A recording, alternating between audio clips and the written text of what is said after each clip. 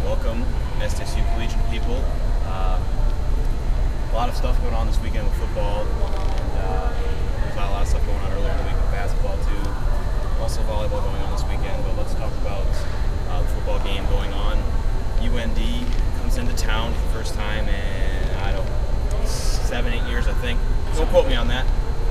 But SDSU can't really complete any of their goals that they kind of set out to do.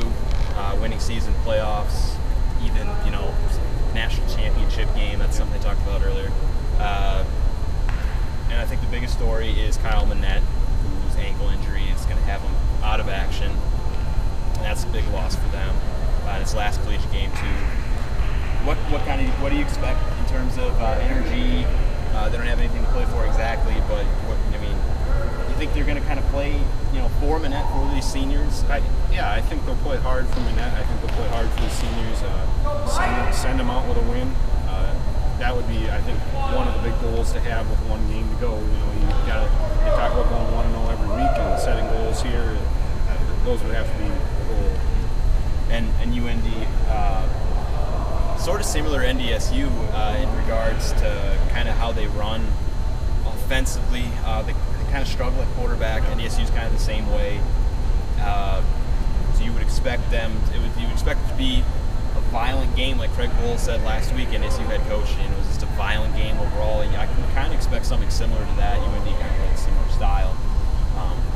Yeah, we'll see what UND brings. They're 3-7 on the season, and they haven't played well on the road really at all, except for last week at Montana. They showed glimmers of hope, but I think they'll be a hard-nosed team. They're going to want to run the football just like SDSU will.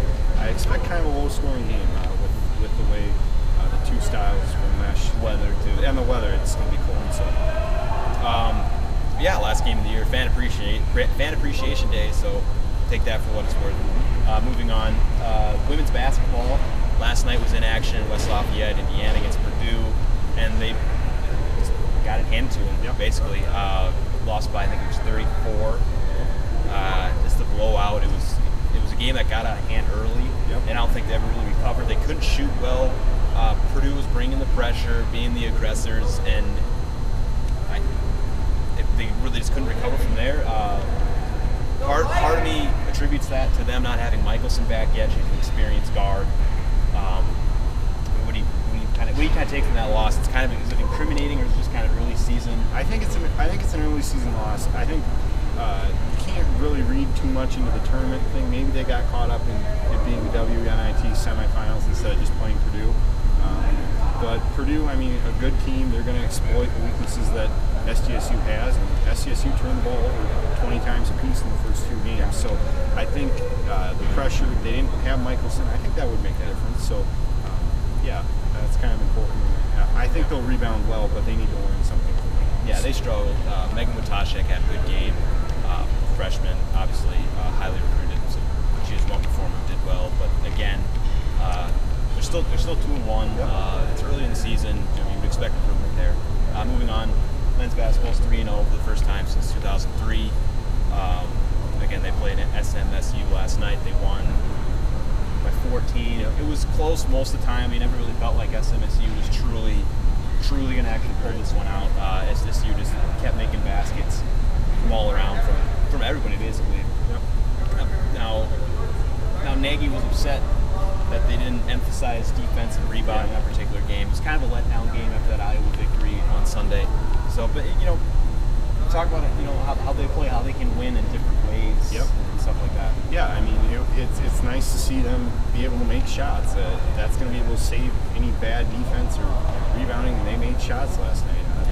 They didn't defend particularly well, and they didn't rebound all that well either. So, learning points. It's early in the season, only game number 3, but they've shown signs that they can be a top caliber team in the conference. Wins against Iowa will prove that. I think it'll be interesting to see what they do next week. And long homestand, so it should be interesting to see what happens. Still kind of a raw team with guys like Dykstra and then Heemstra. These guys are still trying to get indoctrinated into the system a little bit.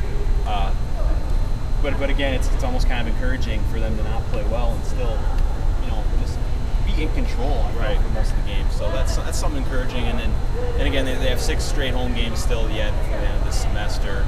So a lot of action at Frost. They have an outstanding chance to come out of this with something like a 9-1 or like a 7-2 record. Right, they certainly come out with one loss maybe.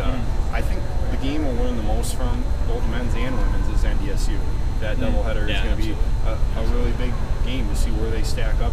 I think more so on the men's side because they're supposed to be kind of even in the conference, but certainly Nevada coming in here for the men, and it should be interesting to see what happens. Yeah, a lot of interesting games coming up before the end of the semester. Certainly, that are really going to be a sample of maybe just how competitive these teams are going to be this year. But things look up on the men's side and the women's side too. So a lot of stuff going on this weekend. We'll be live blogging the UND game tomorrow. Tons of basketball games. We'll be live blogging from those too. We'll have videos for you. Blogging extraordinary stuff. So please keep tuned in. Really appreciate if you would check us out, SDSU Collegian.com. Thank you for listening and be looking out for us in the future. So thanks.